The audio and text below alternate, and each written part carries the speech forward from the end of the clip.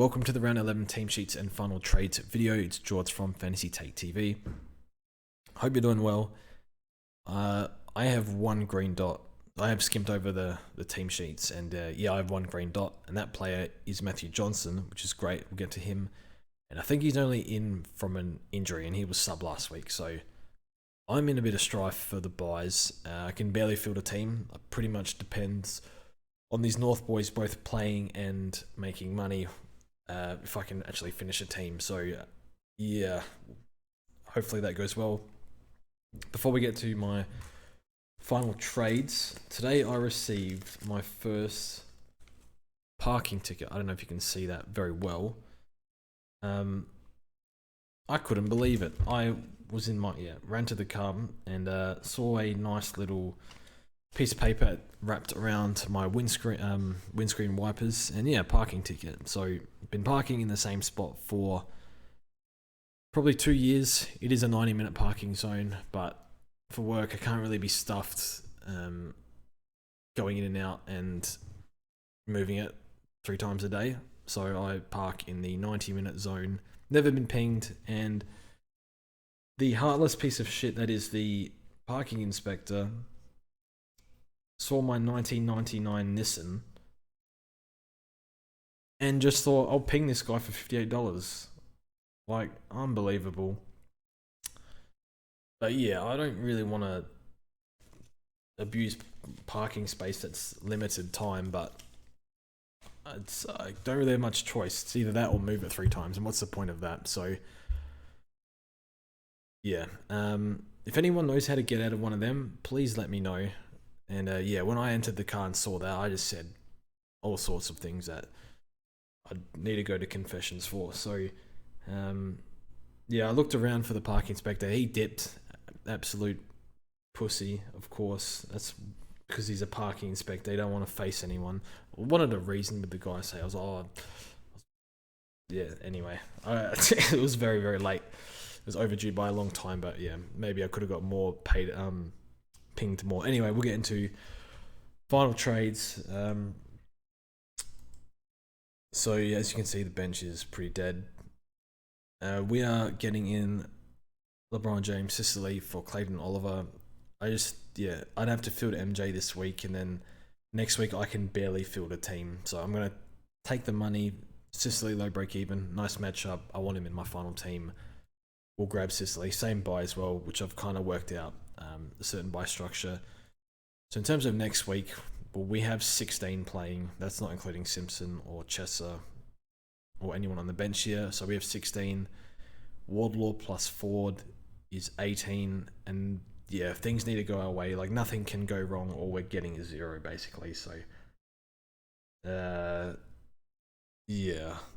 this is problems, I think. But if we can get through with 18, I'll take that. This is probably our worst buy round. So, we'll see how we go. Anyway, moving on to team sheets. Sydney versus Carlton. Okay, so Melican, Wicks, Hickey in. I probably won't read everything out, but looking at Sydney, I think the main thing here is they're playing Hickey and McAndrew. Would I go early on McAndrew? I'd like to figure out, I think they said they're going to play him, or that Horse said they're going to need him in a presser. But just to make sure, as well, he comes off his bye.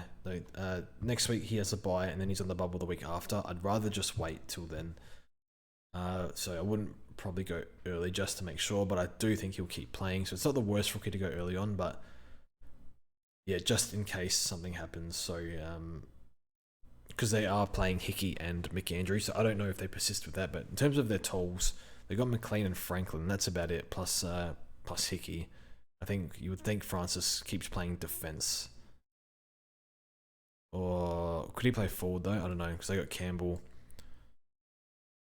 That's 7 defenders. Okay, I'm not too sure. And they could easily sub McAndrew or Hickey as well. So probably Hickey off the injury, but I'll wait that one out. And looking at Carlton, so yeah, no Chincotta at all. Can't loop him as well. Plays first. Kemp had a really good game in the VFL I read, so he's forced his way in. I think Chincotta's dead, and I would be more than happy to move him on. I think they favour Boyd, but If Boyd gets injured, then it's probably Cowan or Chincotta, I'm guessing, or Sincotta, whatever it is. Holland's held after being subbed. You might even have to hold him. But yeah, they're subbing him, so he might lose money or be subbed again. So yeah, he does have that last buy, so it's not the worst hold if you're desperate for warm bodies. But yeah, he's a good player, but he's a rookie, so yeah. Saturday, St Kilda versus Hawthorn. Not much here. Owen's got the nasty, unfortunate injury. I think it was concussion or jaw, so hopefully he's back in a week. Connor McDonald's sub. I think he'll be sub again. Just quietly, he was sub last week for, I think he scored 74 DT. It would have been about 30% game time, so just quietly, they threw him in the guts. Do like C-Mac, but yeah, not sure the role. There are guys like they've got Warple and a few others, Newcomb, McKenzie, all these bunch of players ahead of him, so not sure who ever gets ample mid-time to be relevant, but yeah, I think it's just one to watch because he can score when given the role. And then the Saints, yeah, nothing really much here. I still like Steele as an option. Very cheap, and yeah, looks good to me, so I like him. Have I missed anything? Day half forward. So they are, it's just team sheets, but yeah, I think he'll probably keep being 60% CBA. Just they got to give good time to Newcomb and Nash in their form. So yeah, hopefully just stays at 60% with a few spikes here and there. See how he goes. But yeah, I was assess at the buy whether I feel like I need to trade or not. But the role should still be good enough to hold. Weddle held, of course. So he was rising stars. He's been great, and then Sicily. Frost, blank, Sicily, that's good. So he can play third toll. No, I'm playing Bramble as well. A few rebounding defenders. So yeah, I think C-Mac will be sub. Fremantle versus Melbourne or Nam. Looks like they forgot to add the name because it is, I think it's second week of Indigenous round. So the Clayton Oliver replacement looks like Harms or Sparrow. I don't know which one. And Freo out Walters, which allows Matthew Johnson to play, which is fantastic because we definitely needed that. Sarong named on the bench. I think it's just worth keeping an eye on because he had an ankle issue during the week, just light session, but you'd think he gets up. Doesn't sound serious, but just keep an eye out just in case they do anything. But yeah, I think he most likely will be fine, but worth monitoring. So you could probably field MJ. Ideally, you don't, but there's worse rookies out there for sure. So see how he goes. Yeah, interesting to see how Petrarca goes without Oliver. I haven't really seen it before. I mean, it was 1 week last year, but not too sure how he goes. So that will be interesting. And then Sam Sturt and Carl Warner have flown over. So I do wonder if they're going to be needed or not. I have Sturt. I would love for him to just come back, and even if he made 30k or something, that's a lot of money at the moment. So fingers crossed for me. But look, I'm pretty stoked with MJ coming back. At least he'll make money, and fingers crossed he plays through the buys. So see how we go. Yeah, he needs to have a really, really strong game. So when Walters comes back, who's out with a calf, there's no timeline on it. He's not the one to go out. So fingers crossed. Geelong versus the Giants. Geelong is just like their rookies. They're just hard to pick their rookies. So I think that's Oslin Mullen. He is a 102k defender rookie. He is 23 years old, and he's a Irish guy. So might have played Gaelic football, I think. So yeah, mature age like that. Checked his VFL numbers. I think it's like a 40, a 50, and a 30 or something like that, roughly. So named on field in the back line. So would I go early? Oh, absolutely not on a Geelong rookie. So just lots of moving parts. But it's good that he is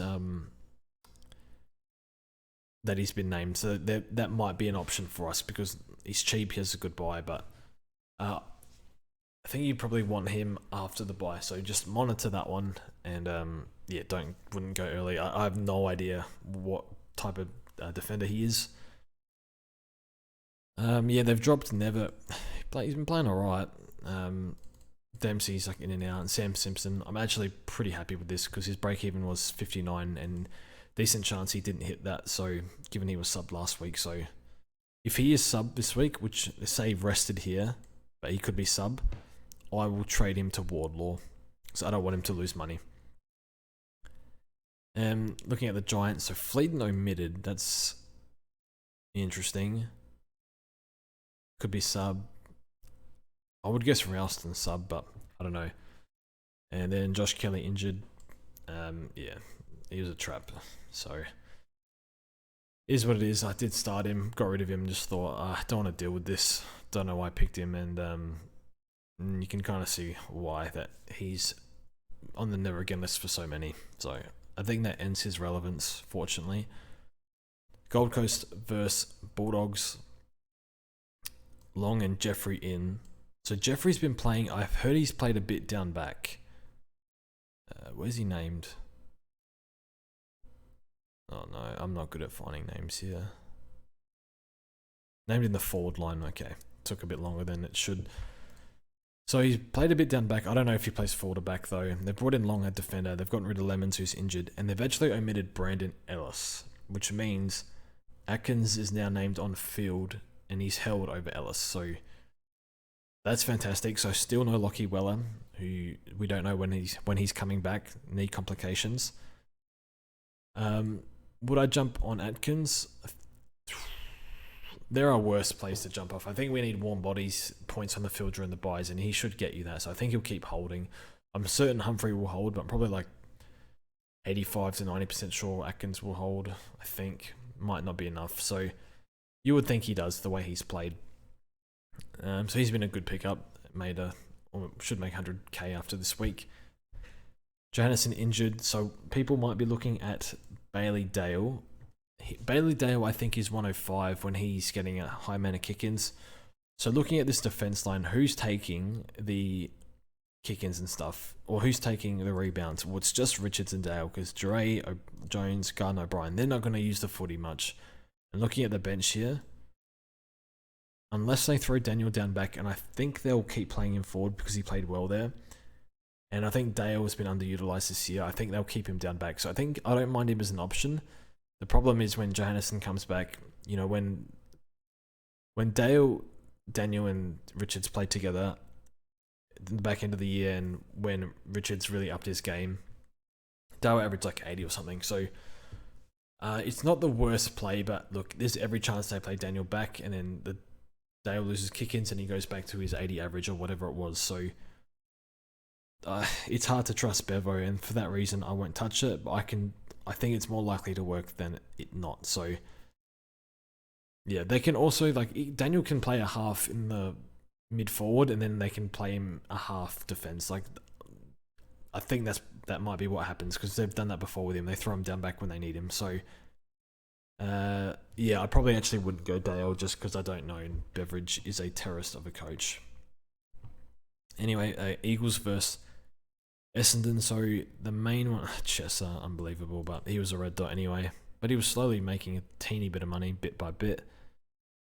I think the main thing here, so Yo's back. You just can't go Yo ever, I think.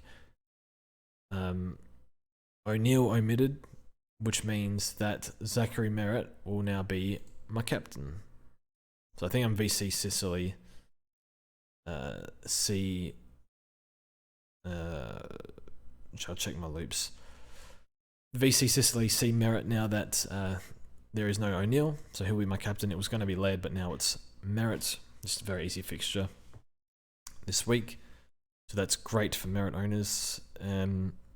Looking at Essendon, Davey omitted, could be sub. Maybe Ambrosio sub, I'm not too sure. So Sheila's in. Ben Hobbs named on bowl. Didn't get as much mid-time as I thought. I think he's more of a fantasy pick. Just he's got the bye in 2 weeks, which is when I think people will flip him anyway. But yeah, he has Eagles and North, which is fantastic for him. So I think it was probably a play you needed to do last week. It's kind of hard to justify now because he's not a keeper. Once they get Parrish and Setterfield back, you would think that his mid-time won't be enough. Like already getting 40% CBAs, which is not enough to be a keeper. So I think he's a skip, but I think he'll score well in the next 2 weeks. It shouldn't be too hard. And yeah, Baldwin omitted, so people might have been looking at him. So obviously not now. Richmond versus Port. Not really much to tell here. This is like extended benches. Anything here relevant? If you still got Tyler Young for whatever reason, he might play this week. I do apologise, it's raining pretty heavy outside. You can hear that. There's like nothing to talk about here. No Teakle still if you have him, so you probably cash him in for McAndrew in 2 weeks if he's still there. Dylan Williams been killing it, so I think he's probably going to get to 400k, and you can hold him to the last buy. So if you somehow have him, that would be great. But as full forward, I think it'll be 65-70% CBA still.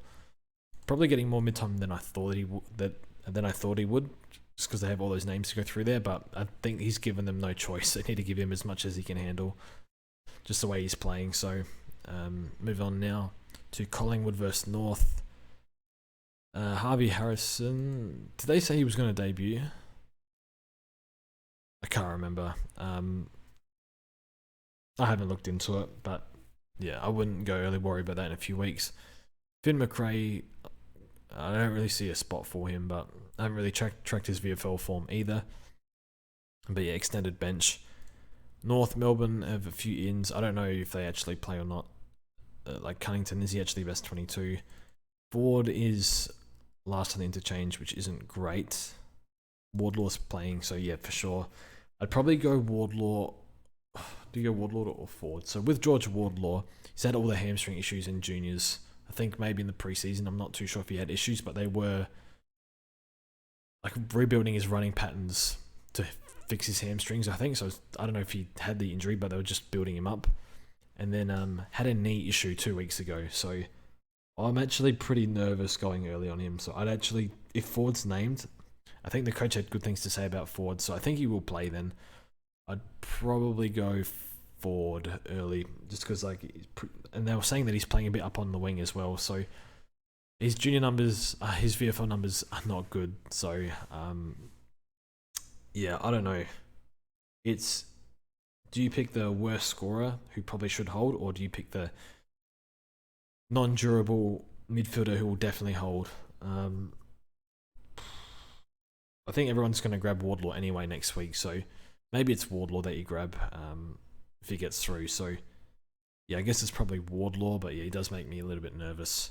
Sheasel could be played anywhere. I'm still not trading at this point and assess him at the last buy. Yeah, they can play mid, back, forward, wherever. So seems to accumulate wherever he goes, and this is a tough matchup, so I'm not expecting major things from him. In the tougher matchups, you want him to be defense. So yeah, are they playing Aaron Hall? Hopefully not. They play Sheasel done back, that would be ideal. Last game of the round, Crows versus Lions. Wouldn't worry too much about ins and outs here. Now this is pretty painful because Harry Sharp's omitted.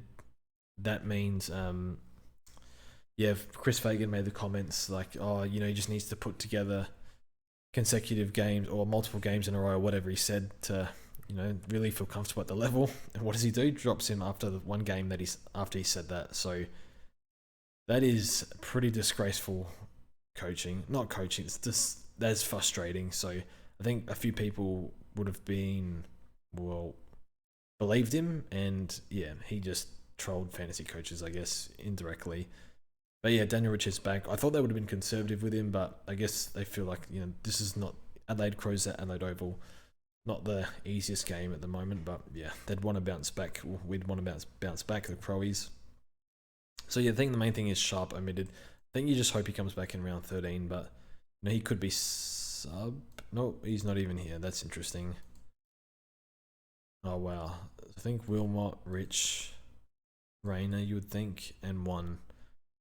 Maybe Leicester. I think that'll be it. So yeah, that's very frustrating if you have Sharp, which is I think 70% of people or something. Berry omitted. Interesting. It's gonna be Thilthorpe, Saligo, Sloan, and Parnell, I think. So yeah, that's basically it. This is a disaster. Like, also, I think I forgot to mention Jury's extended bench. I think he's in a bit of trouble, and they had Cooper Harvey kick 5 in their VFL, and they're not playing him. So I think just quickly on Hawthorn, I think Ford will play. I think Will Phillips will play. I think Core will play, and one. I don't think it'll be Jury because he's actually injured. I think so. Oh boy, this is not good. I think there are people in worse positions, but still, it's still not a good place to be. I think my starting 22 it's okay. I think a lot of people would have one extra premium if they had a Chandler. And Ryan had that sort of money. I don't have that sort of money, but yeah, I've been moneyballing with Brayshaw and Steele, those sort of picks. So kind of anticipating that my cash gen was terrible, and yeah, I don't know where the money's coming from on the bench now. It needs to be Wardlaw and Ford come in and make money for me to actually finish a team. So, oh boy, very low trades too. So yeah, I'll be making the Sicily in for Oliver, take the money, and then assess if I have the money to get Oliver back. I doubt it, but yeah, will depend on Georgie and Ford. So thanks for watching, and we'll see you guys in the next one.